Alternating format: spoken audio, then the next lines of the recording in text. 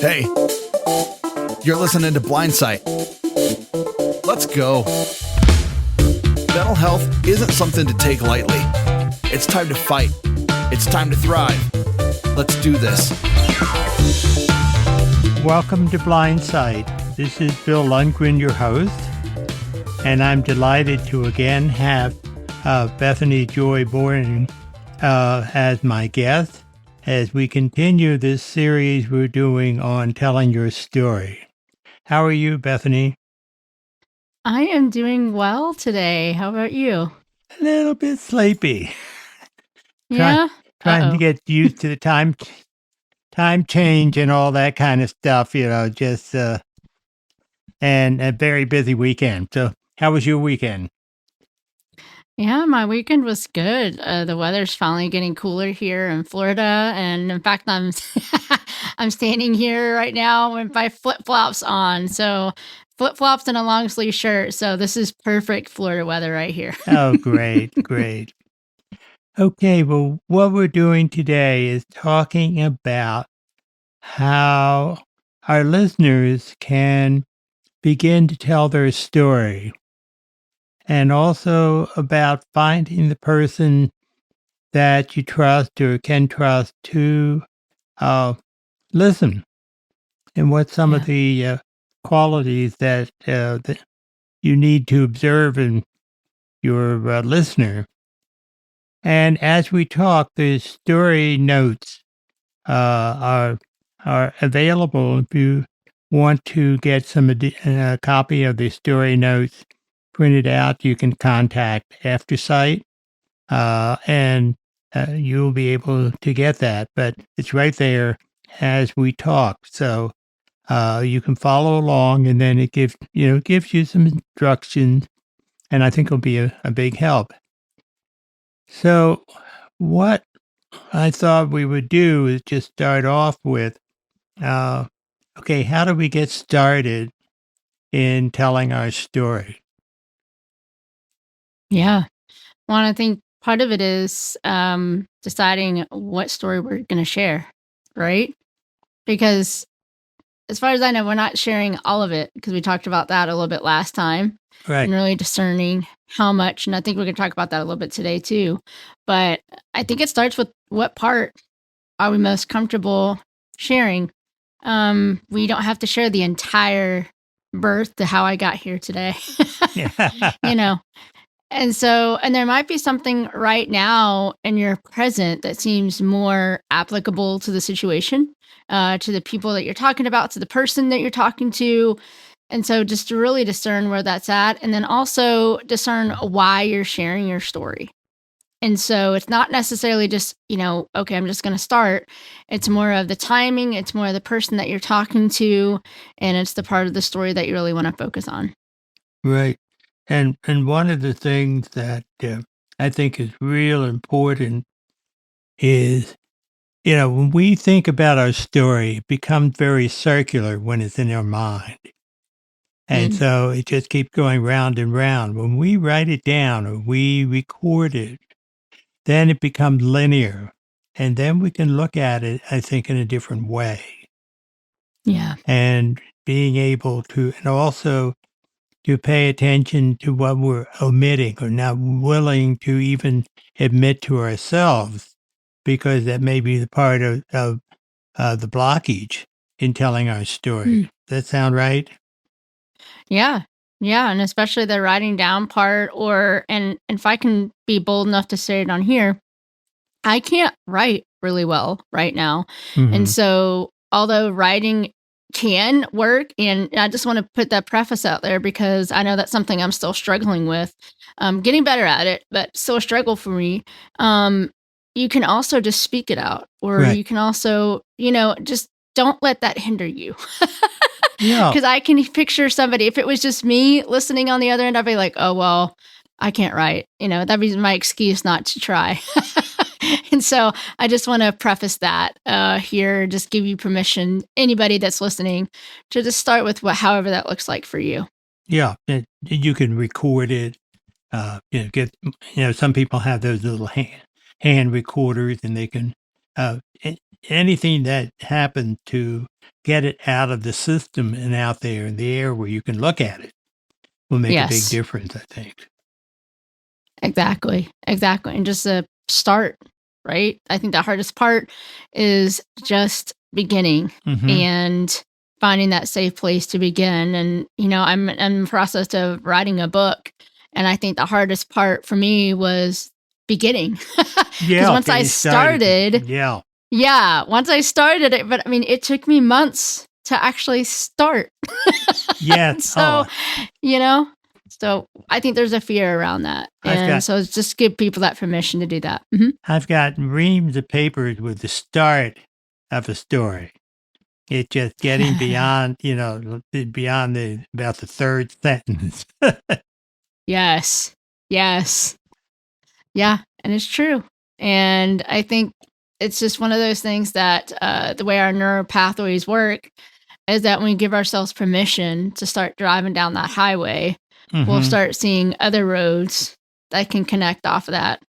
And so it's just awareness that sometimes, we might want to spend more time on the highway before taking an off ramp to some other thing. And other times we want to follow that. So just be aware of when you start sharing your story, it might lead to other things and other stories that come up. But it's just, it's a journey. It's an adventure. And you don't have to write it perfectly the first time around. If you get kind of a free association, that helps with the blockages. If I try to make the first sentence absolutely brilliant, that's that's going to stop it right there. Yeah. Well, and it goes back to who you're writing it for. I would not recommend anybody the first time they're sharing their story to write it for anybody else but themselves. Right. If it's your first time, if you're working with a therapist, that's a whole nother story. Yeah. But if you're just doing this on your own or with a friend, I still say the first draft should be for you. Right. And not worry about punctuation or whatever. Exactly. Yeah. Exactly. Because that's the hardest part is getting started. That's what we're saying. Exactly. And, basically go off to a small room and, get started. And after a period of time, just stop and put the paper aside or the recording aside, and then go back to it after, say, 24, 48 hours and see what you think. Yeah, exactly. And to bounce a little bit off of what you said too, I think so many times when we talk about working on our story or writing or recording or whatever it is, I don't know about you, Bill, but I go to this typewriter viewpoint or me alone at the kitchen table, just trying to sweat it out or something. Yeah, that just makes it so much fun. Yes. So one of my favorite places to actually brainstorm and dream is this little, it's not really a lake. I call it a lake because it sounds fancier, but it's like a retention pond that's in our little neighborhood. It's a little bit of walk away, but I love to have this bench there. Yeah. It's probably a private bench, but I use it because I like it. And I'll sit there and I'll just record and I'll think and I'll be outside. And it's usually cooler weather when I'm out there. And it's just a safe place for me to just relax and let whatever flow can flow, And so I think that's an awareness too, is that you do not have to do this work cooped up, in your room somewhere. You can get creative with it because, again, you're not sharing it with anybody. Yeah, wherever it's private. Wherever it's private, yes. you can feel. And you don't want to be on an airplane. Yeah. And then it's a matter of looking, what is it that I'm avoiding? Because what you're having trouble writing down may be more powerful than what you do write down or record. Because there's something that it's helpful to look at and say, what's blocking me here? Yeah. And just to pay attention to what we're telling ourselves about the story. Do we feel shame? Do we feel guilt? Do we feel fear? And just put words to that and invite that into this space with us. I think a lot of times we waste so much energy trying to force down what's there instead of just inviting it to the room and saying, okay, like, fear, I see you, and it's valid, but I want to push past this. So you're welcome to sit here while I work on this, but Good just image. know that I'm going to continue. Yeah. And what else do you suggest? For just bringing things into the room, I think it's just and I don't know if you're familiar with IFS work, but it's called internal family systems, and it's that reality that, again, we can talk about so many different emotions, and we can decide if we're going to fight against them or if we're going to actually welcome them into the room and get curious about it, because that curiosity invites us into a safe place. So not only with other people, but with our own story. And that's the thing. If we don't feel safe with our own story, we're sure as heck not going to feel safe when we go share it with somebody else. Right. Mm-hmm. And so just to say, and it might sound corny, I don't care. It's helped me. But I will speak. Don't do this like on an airplane, like I said before. Like, in all seriousness, don't. But whenever you're doing this work, it helps me to talk out loud. And I'm like, fear, I Right. see you, and I'm fearing that if I'm writing this in my notebook, that my kids will find it. Whatever. Like, I'm just calling that fear out. And I see you, but I'm going to continue. You're welcome into the space, but you do not have permission to speak into my story. But you can sit here with me, but you do not have permission to control my thoughts. See what I'm saying? Mm-hmm. And so it's different than trying to shove it down like, oh, there's nothing to be afraid of. Yes, there is. Yeah. Because the question is to calm down the anxiety, but to understand what that's all about. And sometimes when we put it on an intellectual level as opposed to emotional, it becomes easier just to kind of look at it and say, oh, I see what that is. Exactly. And yeah, and I think a lot of times when we get to trying to fix it, I don't know if you're familiar with the now I'm going on the blank of it, but it's the neck, the module that's on our neck, and it's the one that controls the fear and flight and freeze and fawn reactions. And fix is actually one of those reactions that we have. And what happens is when we do those things, we're trying to protect ourselves, which makes sense. It feels funny that we'd be trying to protect ourselves from our own story, but if we've been hurt, right, and part of that story is reliving that, we do want to protect ourselves from it. You know what I'm saying? Mm-hmm. But if we allow even that idea of fixing to go, okay, I don't need to fix this. I just need to share what it is. And that allows us to be, more calmer with it as well. But it's just that it's doing its job. Our bodies are doing its job, but it feels weird when we're trying to tell our own story. Yeah, but it's our body providing some protection because it's just too scary. And yes, so we it's have the amygdala, by the way. Go ahead. Yeah, just so we have to accept that and maybe nibble at the edges. But the thing is, Yes. our story is our story, and we can decide how much we're going to share. Yes. We have that right. And what we share now, or what we don't share now, may be later. Mm-hmm.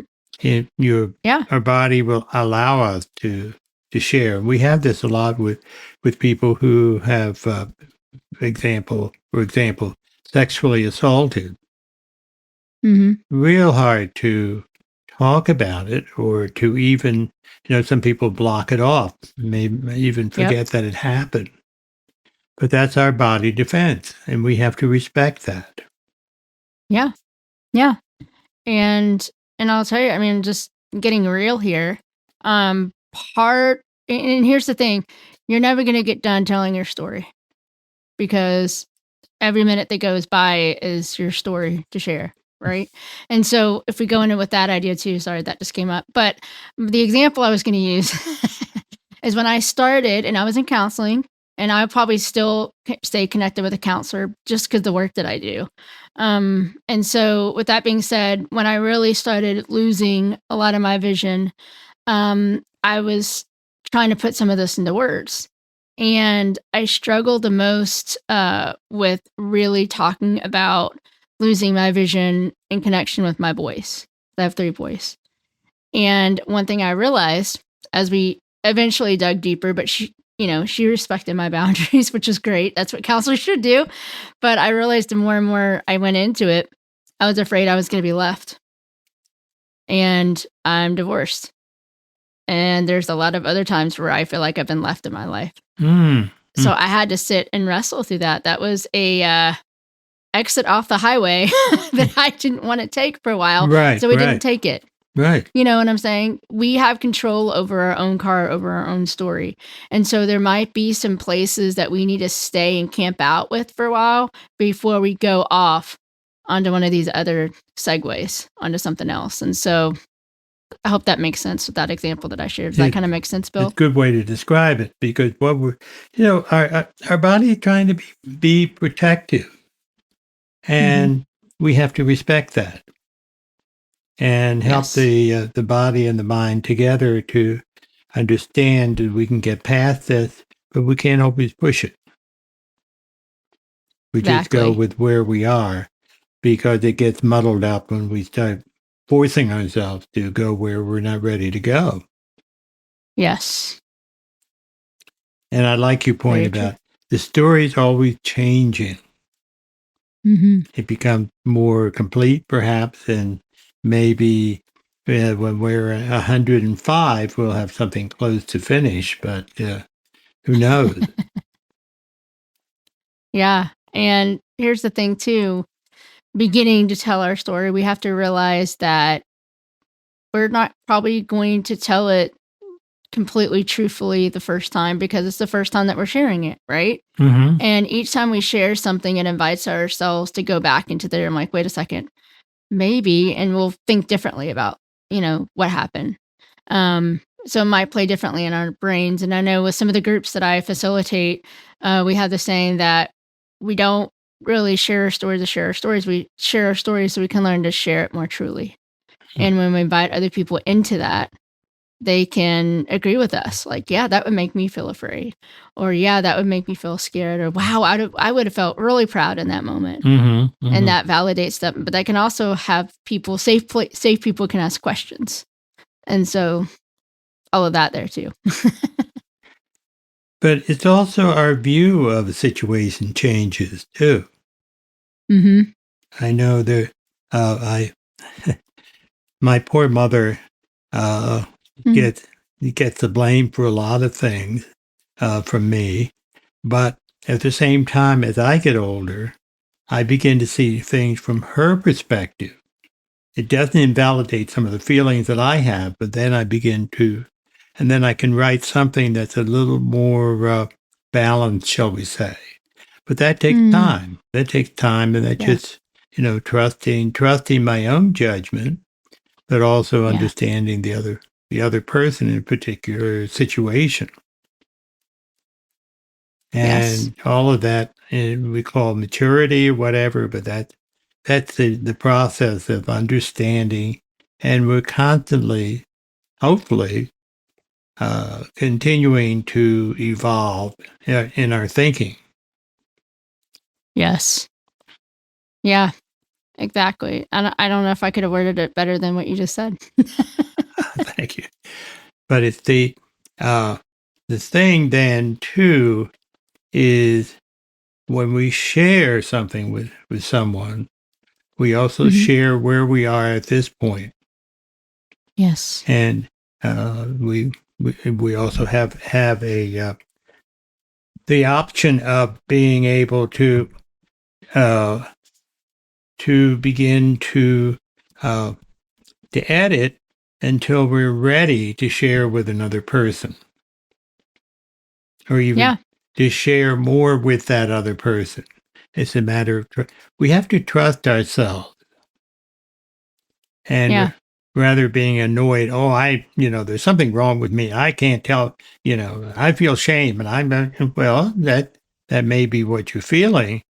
But at the same time, you work through it. So it's a continual evolution of our story. Yeah. Yeah. And I think, I don't know how you, like, when you're telling your story or when you begin sharing your story. And I would love to know if this is true for you, Bill, but I know when I started really losing a lot of my vision, I started being able to, I guess, picture things in my mind. That kind of makes sense. And one thing I really struggled with is when I was sharing some of my story is being stuck with some of those images. And especially if it was a hard story, right? Mhm. And I'm just like, wait a second, because I think when I had vision, eyesight, whatever you want to call it, I could put different things into my brain, into my field of vision. But it was harder to do the less vision that I had. I almost felt like I was being trapped almost. And I will say this, two things. One, I would always encourage people that before they really start writing to focus on an appreciation moment and to really make that moment present day. There's always something in our day that we can find that brings us joy. Like, for instance, right now, as I'm talking right now, my dog is literally putting his paw and scraping it against my toes, and it feels so good. But I'm sitting here, I'm going, oh my goodness. But that's an appreciation moment because he is huge and encouraging me in my life. And so I could sit there and go, okay, I can plant myself and ground myself in this moment. Like, all right, I know what it feels like to have my dog's paw on my foot. I know what it feels like to be talking with you. I know what it sounds like. And you can bring yourself back to this moment. So as you're telling your story, if you do find that there's an image that you get stuck with, you have that safety net to go back to that you've already put. And it's a current day appreciation. So here's the thing. Anytime you work on story work, I try to tell my people, okay, what's your appreciation moment? I'd rather you spend more time in that and not even get to that story than necessarily skip over that and try to do the hard work without that safety net. Oh, okay. So in other words, you're saying, if the moment is working for you, just stay with it. If you're having a struggle with your story, just kind of switch to the moment that's going on right now. And then you'll be able to get back to the story you're trying to tell, but just enjoy the moment. Yeah, it's like, if you're thinking about it, I guess the best way of explaining it is like, okay, if telling our story is kind of, you just don't know how it's going to go sometimes. Right. And so you watch those people, oh my goodness, I can't think, I always call them acrobats, right? On the swing and the trapeze and stuff. But they always have that net underneath it. When I was a little kid, I always wanted to like do that just to fall on the net. Like, I didn't think I could do any of the tricks. Like, I didn't care about that. I just wanted to jump and get caught by the net. But anyway, that's not the purpose of that. But the purpose of the net is to protect them if the stunt doesn't go well, right? Yeah. And so we have to realize, even with our own stories, there's ways in the ways our brains work, especially if we're doing this work on our own. It's very easy to get trapped sometimes. And so I think that's, at least for me, that was a hesitancy to really do this work. And I spent more time doing appreciation moments and ironing that out. So that way, if I got stuck in my story and I just, you get to that point where you're just like, I know it comes next, but I literally cannot process it right now. But then you feel stuck. You can't really reverse. You can't really go forward. And you're just like, oh, shoot. And then you're like, okay, appreciation moment. Oh, yeah, my dog's paw was on my, foot today. And I was seen and I was heard and I'm safe and I'm right here. And it kind of helps bring you back to the moment. Right. That kind of makes sense. That's why that safety net is there, just in case. Yeah. That's a great image because, yeah, the safety net. And so that you can be less afraid of what it is that you're trying to say, which enables it to eventually be freer. Yes. Yeah. That's a good illustration. The acrobats. Yeah. Well, Well, in writing your story or recording your story, are there any other tips that you would recommend? Yeah, I think we covered some of them already. Just do not be limited by the way that you feel like you need to begin this process. I think we already talked about that. You're not doing it for perfection. You're just doing it for Yeah. your time.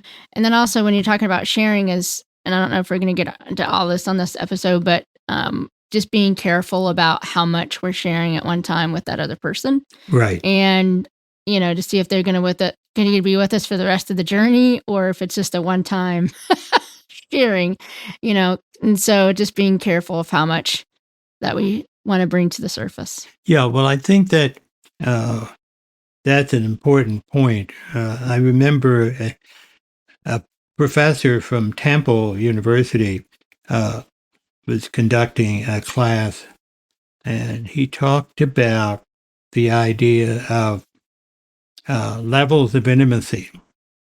That is, when you go into and meet somebody, you have a certain level of intimacy, like just acknowledging the person is there or talking about what's going on around you. But if you get encouraged by the person to go deeper, for the example, the person goes deeper in how he or she or they are responding to you and telling you more about their story. Then you feel, oh, it's safe for me to tell a little bit more about my story, but I'm not going to tell them the whole thing. I need to have verification that this is safe. Yes. And one of the verification, if the person responds by going deeper in their story, and then you begin to, oh, this person is on the same wavelength that I am. Yeah. Or they're just saying, or if they're listening and being given the evidence that they're really listening to what you're saying, oh, that tells me it's safe for me to share more. But if somebody, again, I do this number on my mother who really had trouble with closeness. And, as a therapist, I was starting to talk about feelings and so forth, how we are when we first get out get our degree and so forth, everything, we go real deep and share our feelings and whatever. And that scared her because she wasn't used to sharing that. So she would immediately talk about a book she's reading. Yep. And then I'd get confused. Here I'm expecting my mother to share her feelings, and she's talking about a book. And I had to kind of come to that acceptance that's where she is. And that I had to, unfortunately, limit some of my feelings because she gets too uncomfortable with it. And so I find somebody else to serve and help me in terms of sharing feelings and can respond or at least be supportive in what they're hearing instead of trying to divert attention to something that's different. And I like how you share that, Bill, because some people, I think a lot of us, anyway, when we start to share our stories, we're not completely sure who we're looking for. And I think so many times, I would love for us to get to that point. Okay, you're finally going to share your story, and it ends up being this amazing experience where that person just sits with you, and it's an emotional encounter, and you feel seen and secure, and it's great. But it doesn't always happen like that. And I think a lot of times what happens instead is that we either go too deep, like if we're walking inside of a house, it's like, when you're first meeting somebody, you hang out in the doorway for a while. You don't go, okay, I'm going to go in your kitchen and grab something out of the fridge. Yeah, exactly. What? And so just take your time with people, just share some basics. But also that way, if you find out that that person, like you said, Bill, isn't ready to share emotions, or maybe doesn't make you feel seen, that gives you a chance to, okay, decide, am I going to continue down this track with this person to see more, or would I rather, go and try someone else and see if they're on the journey? Because we all have different people that we kind of feel safe with, but you want to make sure you're looking for someone that knows how to listen, that can repeat back what they hear you saying, that's not going to try to fix, that's not going to offer counsel, but just knows how to sit with you and what you said, Bill, hold emotions well. Mm-hmm. And see, we have people that we have different levels of intimacy with. And as long as that we have the same understanding of how far we were going to go, it's fine. Yeah. But in the case that we're talking about, telling your story, you want somebody who's going to go there with you, and you can trust, and you can feel safe, because safety is major. And the only way that you can you try a little bit and see how the person responds, and whether the person is going to try to tell you what to do, or just or even ask, do you want me to make a suggestion, or do you just want me to listen? Yeah. And in fact, we've been taught these 4 S's to look for, and we practice it in the groups that I facilitate. But just going back and saying, okay, does this person help me feel seen? Does this person help me feel safe? Does this person help me feel secure? And does this person meet me in the soothing, which means, can they relate to what I'm going through? Doesn't mean that they have to control your emotions. That's the only thing I have an issue with, is sometimes soothing, people think, oh, well, they're just going to downplay my emotions and they're not going to let it get out of control. And that's true, but it's not exactly what we're talking about here. Soothing is allowing you to emotionally regulate and express without them leaving the table. Because we have this idea that sometimes we can be too much, and we're looking for those people that are willing to stay with us, but also we are willing to stay with them too. Mm-hmm. Yeah, and that's half the battle.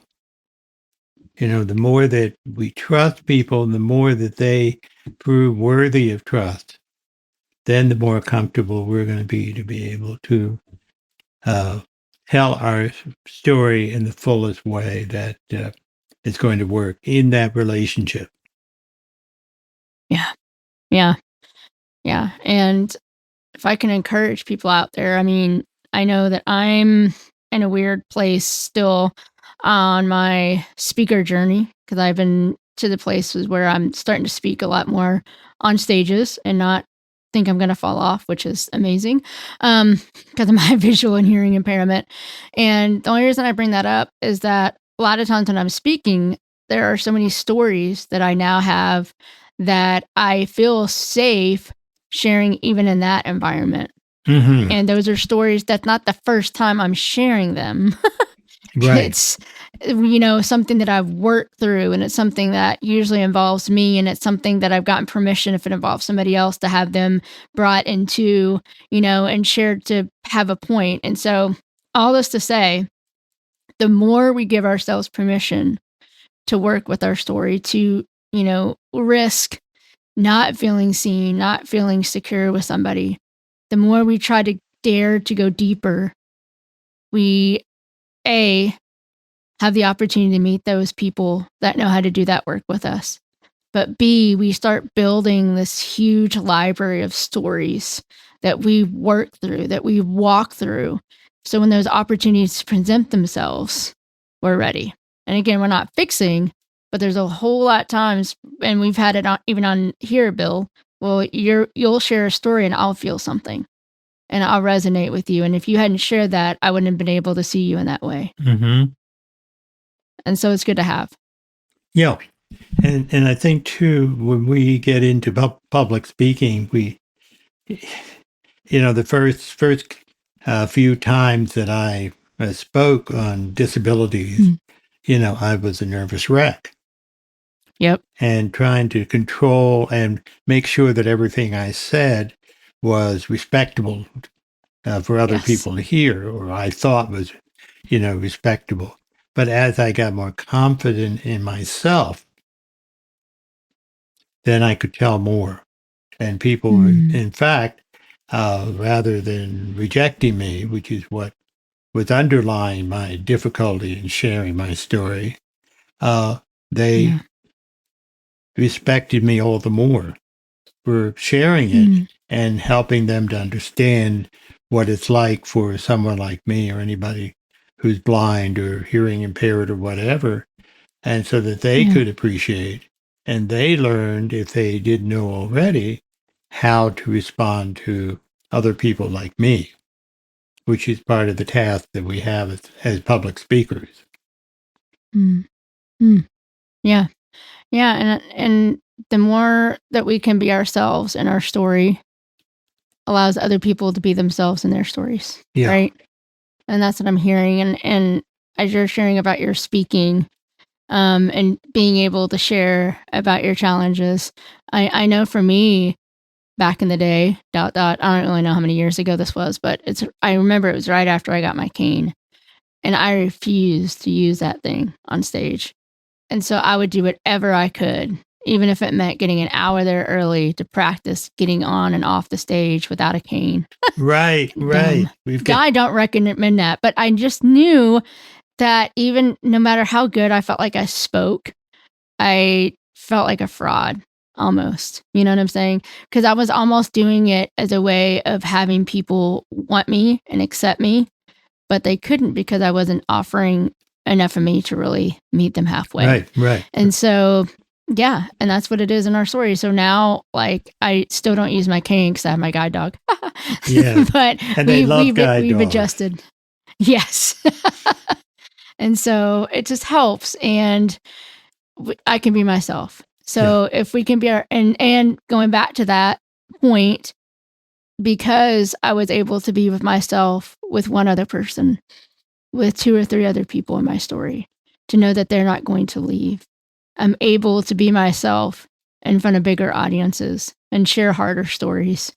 And they are going to leave because they're going to walk out the door, and with my story in them, and so I know that I have people that I get to go back to and share that with, and they're not going to leave.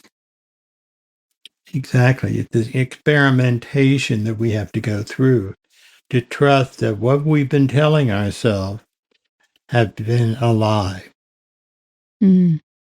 We say, trying to fake blindness, fake, being able to see when you're blind or have partial vision, low vision, Yeah. that was part of my difficulty in even asking people to help me because it's shameful. I Mm-hmm. should be able to do this, kind of thing. Yep. The other part too is the person that we choose to tell our story to has to be willing to just sit and listen. Yeah. There's a gender difference. There may be a gender difference around that. I certainly, when I worked with couples, I would have the wife in the picture complain because she said he's always trying to fix it, and that's a male thing. Frequently, I know I'm talking stereotypes, but males tend to want to fix it, whatever it is. And she was saying, I just want to tell my story. I don't want him to fix it. Yep. And so he had to Yeah. learn, as part of the couples counseling, I had to teach him not to do and to just trust that his wife could handle whatever it is. All she was asking is to be able to get it out of her, to have somebody listen so Yeah. she can hear herself. Yeah. Yeah. And part of that was probably, and you'll have to share this with me, but did you have to share with her and him if she was going to share something to just say, hey, I just need you to listen. You're off the hook. You don't have to fix this one. I just need you to listen. Did you, is that how they kind of prepped it? Or how did he know when he just needed to listen versus if she came to him with like something that she needed him to do? Like, how would she? She needed to be able to say, "Look, I appreciate you trying to fix it, but what I need to do is I think I can fix it, but I need to let it out so I can look at how it can be fixed on my part, or this can't be fixed, but I need to tell you what the impact of that is on me just to get it out of my system, because there's a difference between fixing and just hearing. And people really have difficulty understanding the value of just listening. Yeah, well, and we don't do it very well. No, we don't. Because, I mean, I know some people, well, even for me, for a while, just staying in silence with somebody, I was like, do I need to say something? You know what I'm saying? And just the idea, we're afraid of just silence. It just doesn't, if we sit with somebody in silence, just try it. Like, I don't know, I'm pretty sure you've done this, Bill, but there's an experiment that we do in some of my groups where we just sit in silence and we're on Zoom. So in all honesty, you could put yourself on mute and play music in the background if you want to. I don't know if our people do that or not, but even on Zoom, it is the most awkward thing to just sit in silence with because you feel like something has to happen. Right. And yet after a while, when you settle into it, you can just be with the other people and something usually happens. Yeah, somebody feels so uncomfortable to have to say something, which is a start for them. Yeah.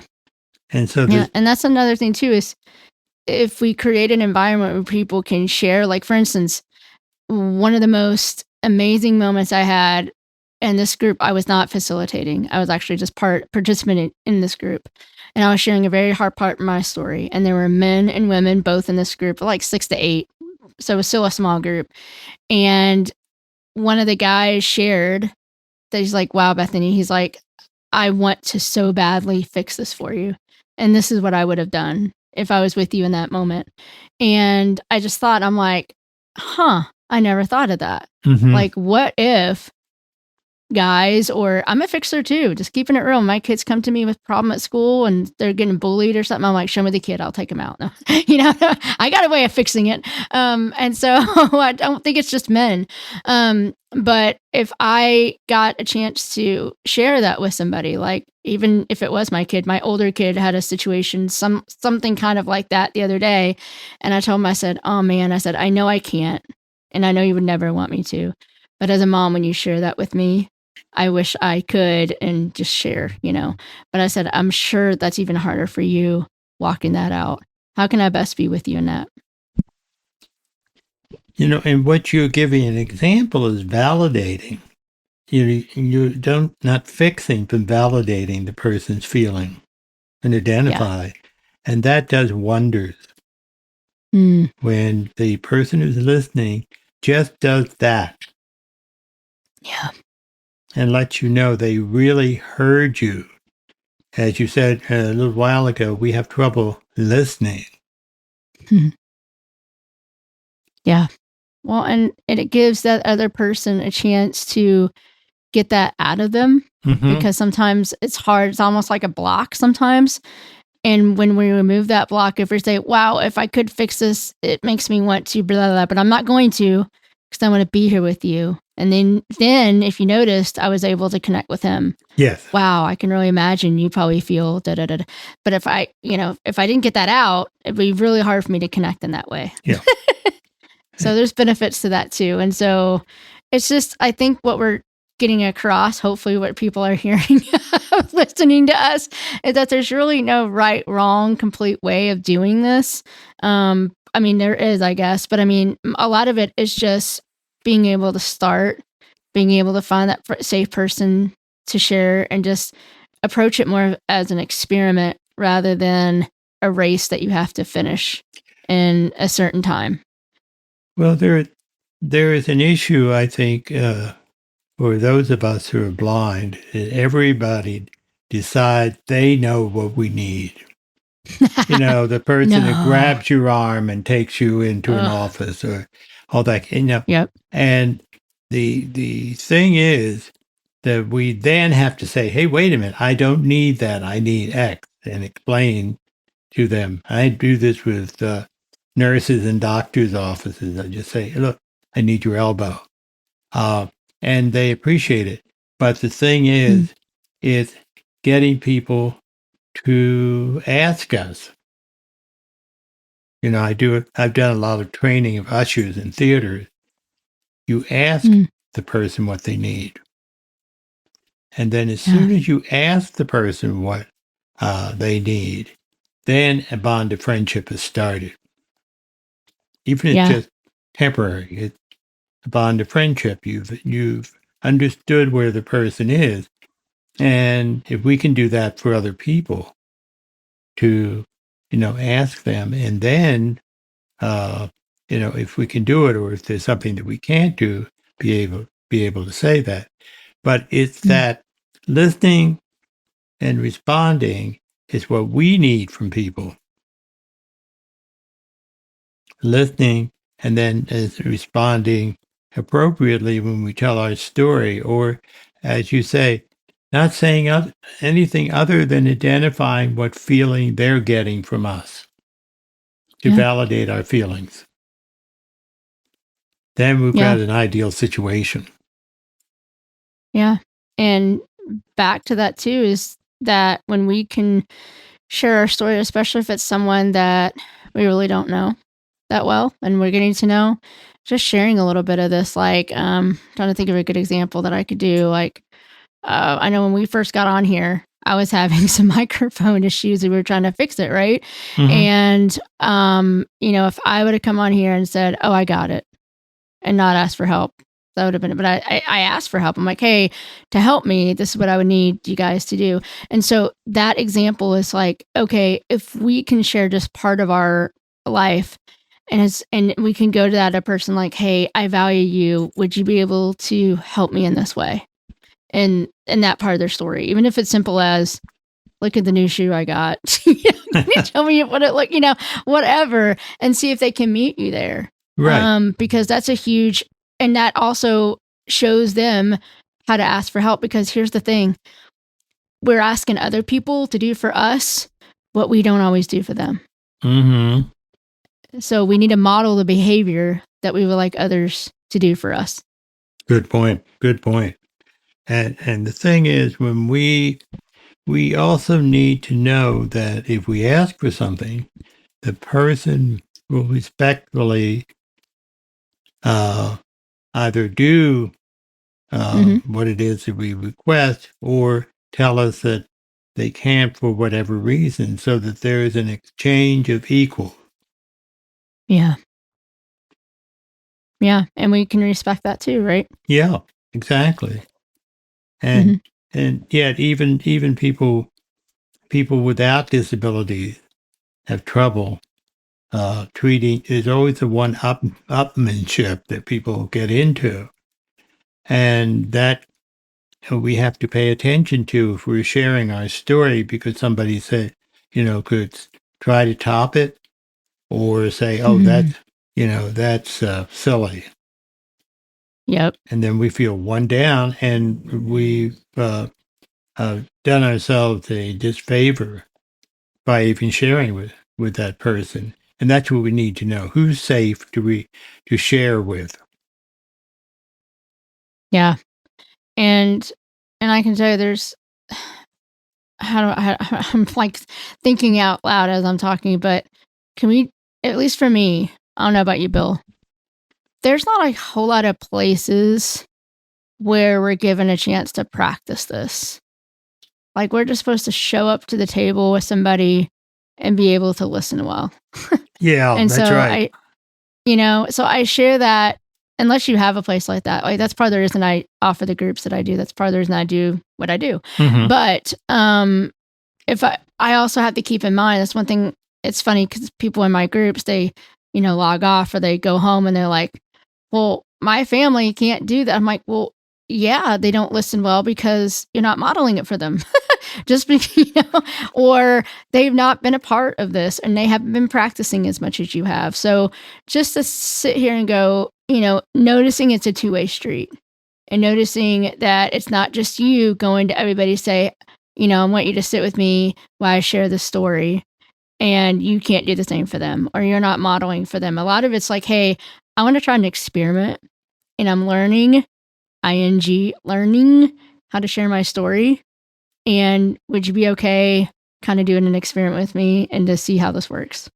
That sounds a lot better than, hey, I need to share you my story and I'm expecting you to do A, B, C, D. Right, exactly. Yeah, because there's it's like in terms of what I mentioned about taking your elbow, I have to assume that they don't know.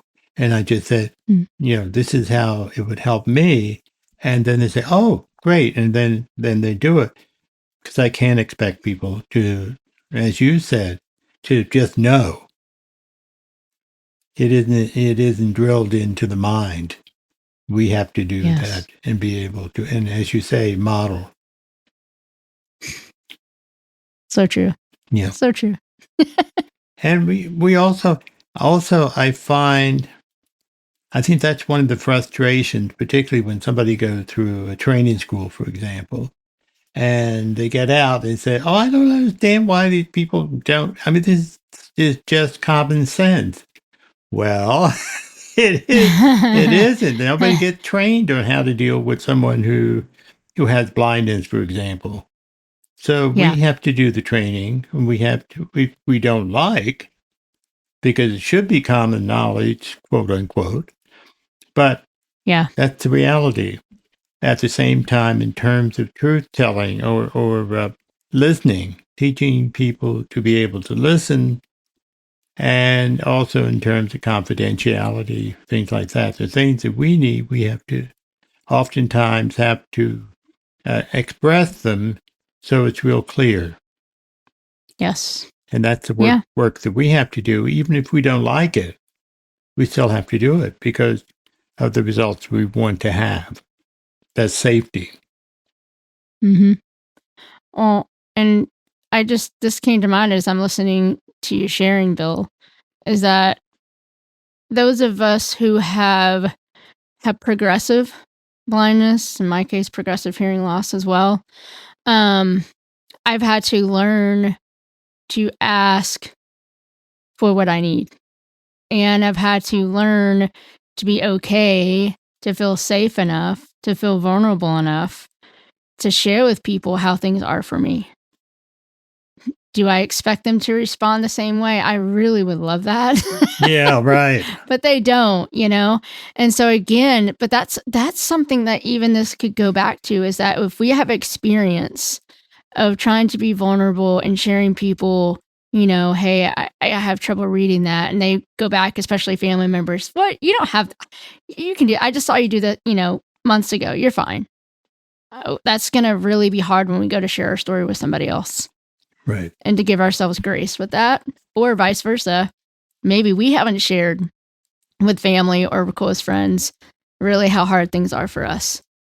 Maybe that's a really good starting point. I mean, I'm feeling a little conviction myself as I'm talking, and it's just like, oh man, have I really done that? So that's a really good, avenue to kind of venture down. Yeah. Well, we're in a double bind because everybody, people say, oh, you're so marvelous. You're able to do this, this, and this, and this. And, I say, well, yes, I can do that. But, there's a whole bunch of other stuff that I have trouble with. And to be able to, I'd not say burst their bubble about me, but say, yeah, well, we all have our, strong spots. And, just simply say thank you for noticing that or whatever, but also understand that we may have to make reference, that we have it's a little more tough than perhaps they think. Yeah.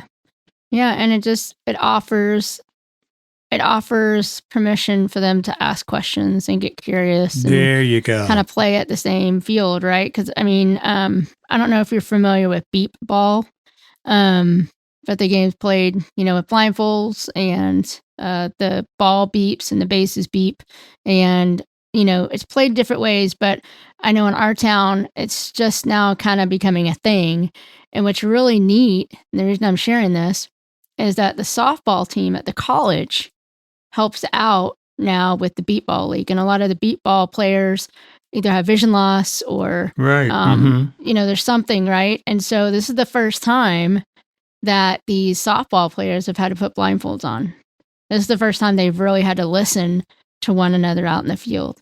This is the first time they really got a taste of what it looks like and feels like to actually run to something and just use their ears.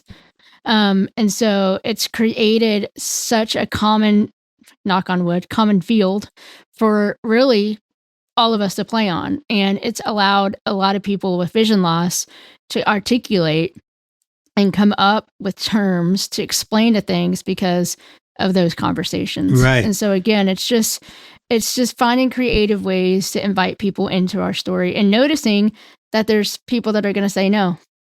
And that stinks. They're missing out on an amazing opportunity. Right. But Absolutely. But that becomes where we have to be activists, Yes. in taking the risk to share our story or share what we need. It seems like the world seems to think that we have no needs. We know how to take care of everything, and we don't. Whether we have a disability or we don't have any disability, we all have needs.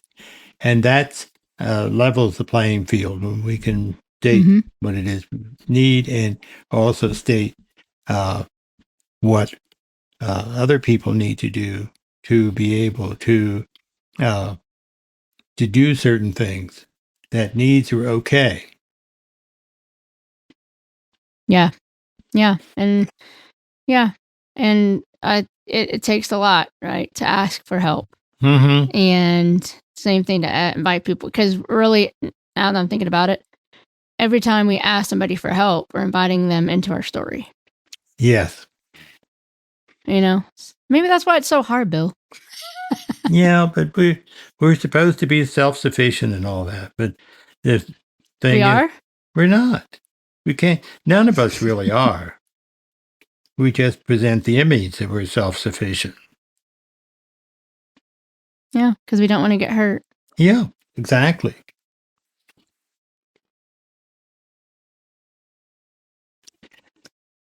Well, we've covered a lot of territory. So I will ask you, what are some final words that you want to share? Wow. I love these conversations because you're right. We cover so much territory. And I try to think of me being a listener, because that's how I first found this show. And if I was that person out there who hadn't really shared a lot of my story yet, and especially if I'm walking through vision loss myself and I feel like I'm totally isolated and nobody understands. And, this is great for everybody else to share their story, but not me. And I'm just feeling like, to that person, they're listening. I want them to know that A, they do have a place here on this podcast, on this channel, where people understand and where they're not alone. But B, the world needs to hear their story. And you don't have to start with the world. You just have to be courageous and start with one person. But it starts first with you being courageous enough to share just a part of your story with yourself, and know that you're valuable, and know that you're seen, and know that you're worthy enough to be listened to and listened with. And so I'm hoping that person takes that one bold step this week. What about you, Bill? What are you walking away with? I couldn't say it any better than you did. Very much so. And it is so liberating when we allow ourselves to be ourselves without shame. without these opinions of ourselves that we beat ourselves down with. And part of it is just the matter of taking risk and being open with people. Every time I did a presentation, I'd leave and I'd say, I wonder if I shouldn't have said that. And I said, no, I'm glad I did. I feel good that I did, because it's another part of me that I'm willing to be open about. And that's the name of the game. So good. Look forward to having another session with you. We'll get more into how you can be open with people and listen and do the things that, as we've talked about, to be the listener that you want other people to be. So that's what we're going to be talking about next. Mm-hmm. Bethany, it's wonderful to interact with you as we have been. I have to let people know that this is Blind Sight. And if you want to get more information, resources, whatever, you contact by email. It can be aftersight.org, www.aftersight.org. And so we'll continue this conversation. This is Bill Lundgren and Bethany Joy Boring signing off and say thank you for listening. Take care.